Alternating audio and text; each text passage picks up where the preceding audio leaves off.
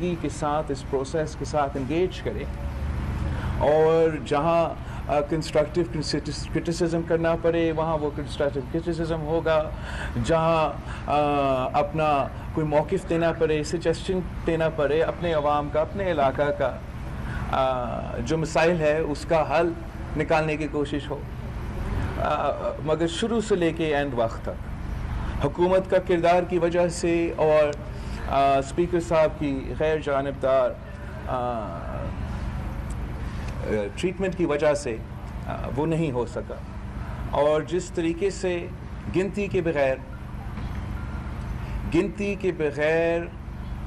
یہ P T I M F کی تیسری بجٹ پاس ہوا تھا، وہ بھی افسوسناک بات ہے کہ اس حد تک ہم سے اپنے حق چھینا گیا کہ ہم اپنے ریکارڈ بھی نہیں لے آ سکے کہ یہ لوگ اس بجٹ کے خلاف ہے اور یہ لوگ اس بجٹ کے حق میں ہیں۔ یہ ایک بنیادی چیز ہوتا ہے، اس کے بغیر آپ کا بجٹ کا لیجٹمیسی نہیں ہوتا، آپ کا بجٹ کا جمہوری لیجٹمیسی نہیں ہوتا۔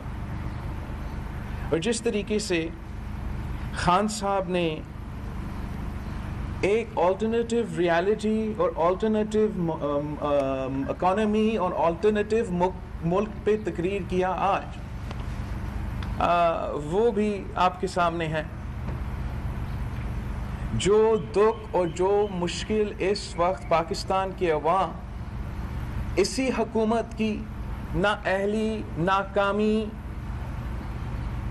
کی وجہ سے بھگت رہے ہیں اس وقت، وہ آپ سب کے سامنے ہے، میں اس پہ ریپیٹ بھی نہیں کرنا چاہ رہا ہوں۔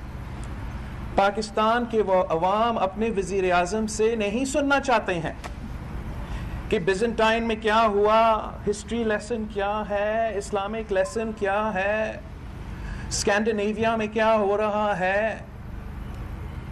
وہ سننا چاہتے ہیں کہ لاہور میں کیا ہو رہا، پشاور میں کیا ہو رہا، کوئٹہ میں کیا ہو رہا ہے، ملتان میں کیا ہو رہا ہے، کراچی میں کیا ہو رہا ہے، اور آپ کے پاس ان لوگوں کے عوام کے مسائل کے لیے کیا حل ہے۔ آپ نے آپ کا 3 سال کا ریکارڈ بتانا تھا عوام کو، یا کم از کم اس سال کا ریکارڈ بتا دیتے۔ آپ ہمیں لیکچر سنا رہے ہو، آپ قوم کو بے وقوف بنانے کی کوشش کر رہے ہو، آپ اکنامک ترقی کی بات کر رہے ہو کہ پاکستان پہ اتنا اکنامک ترقی ہو رہا ہے کہ آپ نیشنل اسمبلی کے فلور پہ کھڑے ہو کر اپیل کر رہے ہو کہ جو باہر رہ رہے ہیں وہ بھی واپس آئیں۔ آپ اگر چاہتے ہو کہ جو پاکستانی باہر ہے وہ واپس آئے تو پھر آپ نے وہ حالات پیدا کرنا ہے۔ آپ نے جو نیا پاکستان کے نام پہ اس ملک میں جینا اتنا مشکل بنا دیا ہے عام آدمی کے لیے، وہ آپ کی تقریر سے پتہ چلتا ہے کہ آپ کو تو احساس ہی نہیں ہے۔ وہ بجٹ جو تحریکی مہنگائی، تحریکی غربت اور تحریکی بے روزگاری کا دور میں پیش ہو رہا ہے، اس پہ وزیر سے لے کے وزیر اعظم تک سب واہ واہ کر رہے ہیں۔ وہ بات تو کرتے ہیں کہ غریبوں کے ساتھ دینا ہے، بات تو کرتے ہیں کہ سب کے لیے ایک قانون ہونا چاہیے، بات تو کرتے ہیں کہ غریب کو ریلیف پہنچانا چاہیے، لیکن جو اس ڈاکیومنٹ میں اصل حقیقت ہے، جو آپ کا پالیسیز کا اصل نتائج ہے، وہ اس سے بالکل برعکس ہے۔ آپ غریب کو مدد نہیں، تکلیف پہنچاتے ہو۔ آپ امیر کو تکلیف نہیں، ریلیف پہنچاتے ہو۔ یہ آپ کا ریکارڈ ہے۔ بھولے جو ہوا پہلے، وہ جو ہوا سے سو ہوا۔ عوام آپ سے حساب مانگ رہے ہیں، آپ سے حساب مانگ رہے ہیں۔ وہ آپ سے پوچھ رہے ہیں کہ اگر ٹیکس ایمنسٹی ہے تو وہ امیر آدمی کے لیے ہے، عام آدمی کے لیے نہیں ہے۔ اگر وہ کنسٹرکشن کے لیے انسینٹیو ہے، پیکج ہے، تو اس کا فائدہ تو ہوگا، تو ان ریل اسٹیٹ اور کنسٹرکشن انٹیٹیز کے مالکان کا فائدہ ہوگا۔ ڈیٹا کے مطابق ڈیٹا کے مطابق نہ زیادہ لوگوں کو روزگار ملا ہے آپ کا پیکیج کی وجہ سے، نہ ان لوگوں کی تنخواہ میں اضافہ ہوا ہے. آپ کا ہر قدم کا فائدہ، آپ کا ہر سیاسی قدم کا فائدہ، آپ کا ہر معاشی قدم کا فائدہ غریب کو نہیں، امیر کو پہنچا ہے. آپ نے اس ملک کے غریب عوام کو جگہ جگہ لاوارث چھوڑا ہے. خان بات کر رہا تھا، عمران خان وزیر اعظم بات کر رہا تھا کہ وہ غریب طبقات کے ساتھ دینا چاہتا ہے. اپنا ہی ممبران نیشنل اسمبلی کے سٹاف خودکشی کر رہے ہیں، اس لیے تم نے ظلم کر کے ان کے تنخواہ میں اضافہ نہیں کیا اور آپ نے مہنگائی کی طوفان کھڑا کر دیا. اور آپ ہمیں لیکچر سنا رہے ہو کہ آپ کا معاشی ٹیم جو اتنا زبردست تھا کہ آپ نے 3 دفعہ ان کو فائر کرنا پڑا، کہ وہ واہ واہ کا پرفارمنس ہے ان کا. یہ کس قسم کا منافقت ہے؟ آپ کے کہنے سے معاشی ترقی نہیں آئے گا. آپ کا کہنے سے کہ صرف جھوٹ کے بنیاد کے 4% اکنامک گروتھ ہے، اس سے ترقی نہیں آئے گا. اگر ترقی آنا ہے اور معاشی ترقی آنا ہے، ہم نے یہ فائدہ غریب عوام کی جیب تک پہنچانا ہے. آپ کی باتیں 3 سال سن سن کے عوام کے کان پک چکے ہیں. وہ این آر او کا لیسن یا سبق نہیں سننا چاہتے ہیں. جتنے برا ماضی تھا وہ یہ نہیں سننا چاہتے ہیں. وہ سننا چاہتے ہیں کہ 3 سال تبدیلی کے بعد ان کے حالات آج کیوں زیادہ برے ہیں. 3 سال کی عمران خان کی انصاف کے بعد غربت میں تاریخی اضافہ کیوں ہوا ہے، بے روزگاری میں تاریخی اضافہ کیوں ہوا ہے، مہنگائی میں تاریخی اضافہ کیوں ہوا ہے. کسان کہہ کے آپ کسان کو فائدہ نہیں پہنچا رہے ہو. آپ نہ ان کو ڈی اے پی پہ سبسڈی دلوا رہے ہو، نہ ان کو یوریا پہ سبسڈی دلوا رہے ہو، اور ایکسپیکٹ کرتے ہیں کہ پنجاب کا کسان پاکستان کا کسان بھارت کا کسان کا مقابلہ کرے. آپ نے جو ٹیوب ویل کی بجلی کی ریٹ ہے، آپ کی حکومت آنے کے وقت یہ 5.2 5.3 یاد نہیں 5% 5 point something can repeat.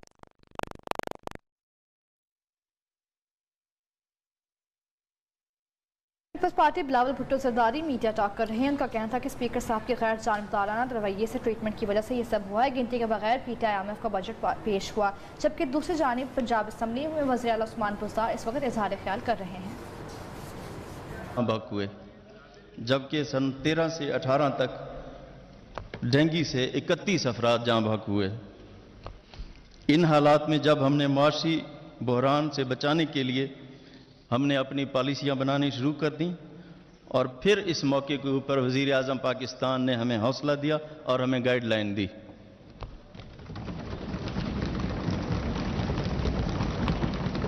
جناب اسپیکر، 2.25 سال کے مشکل حالات اور رکاوٹوں کے باوجود لاک ڈاؤن اور سمارٹ لاک ڈاؤن کا سلسلہ جاری رہا، اور انہی اقدامات کی وجہ سے کورونا میں بہتری آئی. ہم جس ڈیولپمنٹ بجٹ جو ہم نے ابھی پاس کیا ہے، اس میں ڈیولپمنٹ میں 66% ہم نے اضافہ کیا. گریڈ 1 سے اگر آپ نے ٹیکس میں اضافہ کرنا ہے، آپ نے عوام سے ان کا پیسہ لینا ہے، تو ان کا اعتماد ہونا پڑے گا ہمارا ریاست پہ، ان کا اعتماد ہونا پڑے گا ہمارا جمہوریت پہ. ان کا they'll have to have a stake within the federation. They'll have to know کہ میں اپنا contribution وہ کیوں دیتے ہیں دوسرے ملکوں میں. وہ دیتے ہیں کہ ہم سب یہ دیتے ہیں، لیکن ہمارا نہ صرف سڑک بنے گا مگر ہمارا علاج بھی ہوگا، ہمارا دفاع بھی ہوگا، ہمارا بولنے کا آزادی ہوگا، ہمارا ووٹ پہ ڈاکہ نہیں مارا جائے گا. وہ اس لیے خوشی سے دیتے ہیں. اور پھر وہ ڈنڈے سے نہیں. آپ تو اپنا فائنانس منسٹر کو अरेस्ट के पावर्स दे रहे हो एफबीआर के नाम से। अब देखो कैसे आपका मीशत बैठने वाला है। डंडा से टैक्स नहीं लिया जाता है जी, स्ट्रिक्ट कानून साजी होना चाहिए, डिटरेंस होना चाहिए, लेकिन आप इनकरेज करते हो, आप इंटाइस करते हो अपना बिजनेस कम्युनिटी को, अपना छोटे ताजर को कि वो इकोनॉमिक टैक्स नेट में आए। डंडा से नहीं।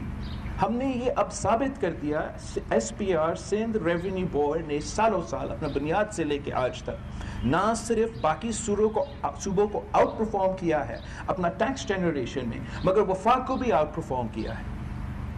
और वो इसलिए कि हम सब जो टैक्स हमारे डोमेन में आते हैं, जो डिवॉल्व्ड है,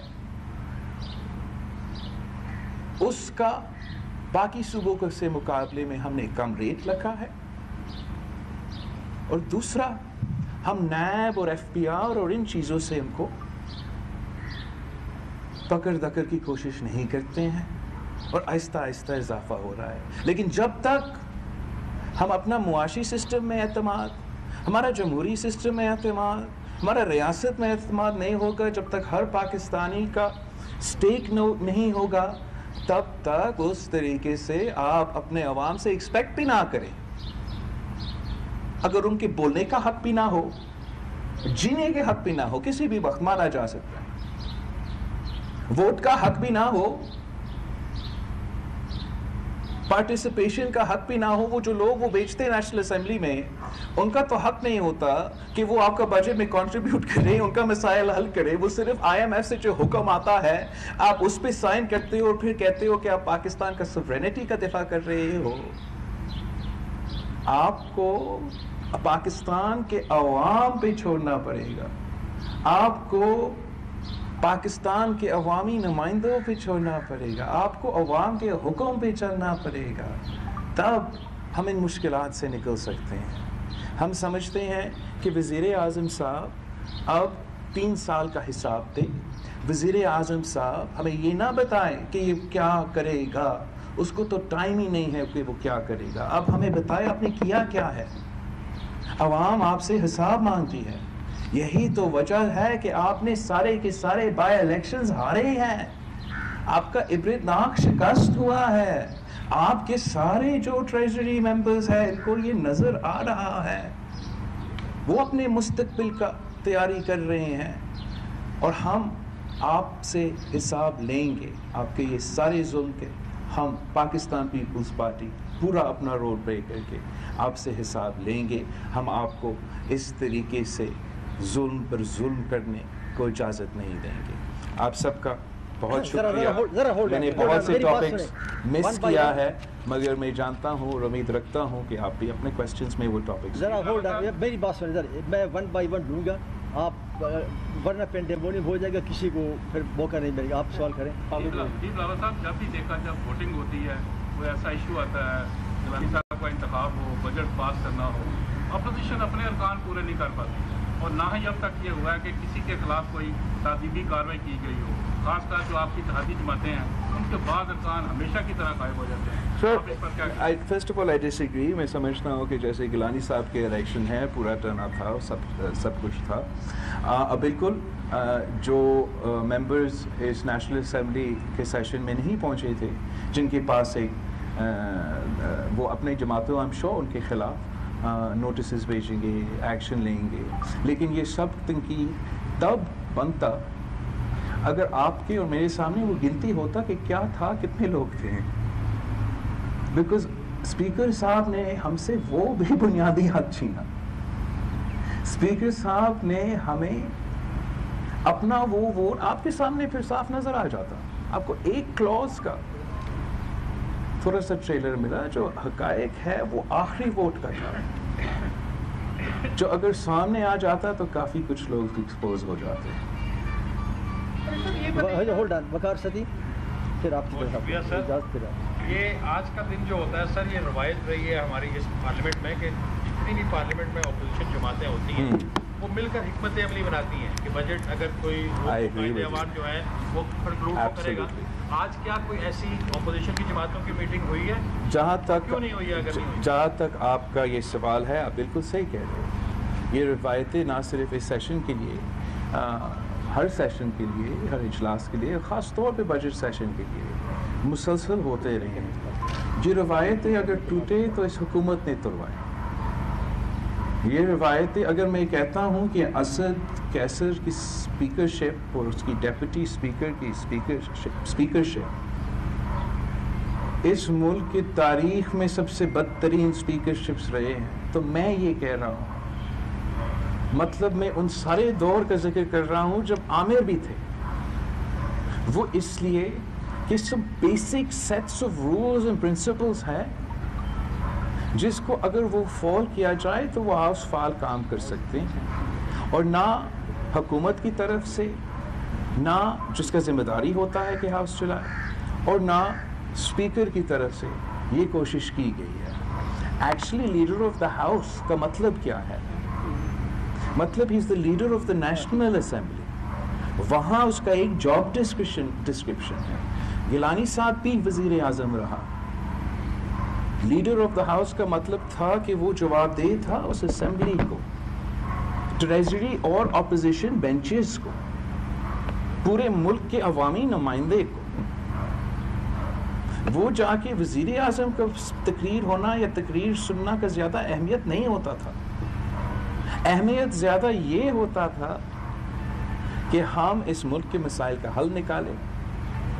اور یہ صرف ہو سکا اس لیے وزیر اعظم گیلانی صاحب، پاکستان پیپلز پارٹی کا صدر زرداری، پورے کے پورے ٹیم نے ایک جمہوری انداز سے یہ ملک چلانے کی کوشش کی، جس کی وجہ سے 2/3 میجورٹی ہونے نہ ہونے کے باوجود ہم نے وہ کام کیے ہیں جو تاریخ یاد رکھے. اعجاز پھر ناصر رکھی سے یہ بتائیے کہ آج آپ لوگوں نے اس پارٹی میں یعنی اپوزیشن کو جو اجلاس تھا اس میں شرکت نہیں کی، لیکن جب اپوزیشن بہت دعوے کرتی ہے، ایک جانب سے نون لیگ کرتی ہے، دوسری جانب سے پیپلز پارٹی کرتی ہے، لیکن پھر آخر میں وہ سب ڈفیوز ہو جاتا ہے معاملہ، تو عوام آپ لوگوں پر کیسے اعتماد کرے؟ اور جب یہ حکومت کی جانب سے بھی یہ پھیلایا جاتا ہے کہ ڈیل ہو گئی، تو پھر لوگ اس بات پر کیوں نہ اعتماد کریں کیونکہ اپوزیشن اپنی کمزوری ظاہر کر رہی ہے؟ ایک کوشچن ایوریبڈی، سوری. دیکھو، میں نے آپ کو کوئی ڈھکی چھپی بات تو نہیں کی. میں نے فلو کے سامنے، فلو پہ جو کہا تھا اسی پہ عمل کیا کہ اگر اسپیکر صاحب ملک کے سامنے وعدہ کرتا ہے جو کہ اس نے کیا کہ وہ اس کے مطابق چلے گا، تو میرے لوگ، اور ہمیں یہ روایت رکھنا چاہیے کہ انداز بہتر ہو نا. اب اسپیکر کے اوپر ہے کہ وہ اپنا جاب کرے. اب تک ایک دن نہیں رہا کہ وہ صحیح طریقے سے چلا. ہاؤس بزنس کمیٹی میں بیٹھنا ڈیل نہیں ہوتا. یہ طے کرنا کہ آفس میں کب ٹائم آنا ہے، کیسے بیٹھنا ہے، کہاں سے کھڑا ہونا ہے، وہ ڈیل نہیں ہوتا. وہ بنیادی ذمہ داری ہوتا ہے حکومت کا اور اسپیکر کا کہ یہ کام چلائیں. ایسے انسٹیٹیوشن جس میں سیاسی مخالف ایک دوسرے کے مقابلہ سیاسی انداز سے کرے. اب وہ کام نہیں ہو رہا ہے. اور جب ایک ہر کسی بات کو اگر وہ کوشش واقعی کر رہے ہیں، میں نہیں سمجھتا ہوں کہ کوئی واقعی کوشش کیا گیا، لیکن اگر واقعی کوشش کیا جاتا ہے کہ نیشنل اسمبلی صحیح چلے تو میں بار بار اس کو اپریشیٹ کروں گا، بار بار یہ خواہش رکھوں گا کہ یہ انسینٹیو یا یہ کوشش، یہ موقع، یہ پوزیشن کامیاب ہو جائے. اگر نیشنل اسمبلی چلے گا تو ملک کے عوام کے مسائل حل ہوں گے. اگر نیشنل اسمبلی نہیں چلے گا تو مسائل حل نہیں ہوں گے. اگر سر یہ بتائیے گا کہ وزیر اعظم صاحب نے انتخابی اصلاحات کے حوالے سے اپوزیشن کو دعوت دی ہے کہ وہ آ کے بیٹھیں اور اس इस्लाहात के हवाले से बात करते हैं।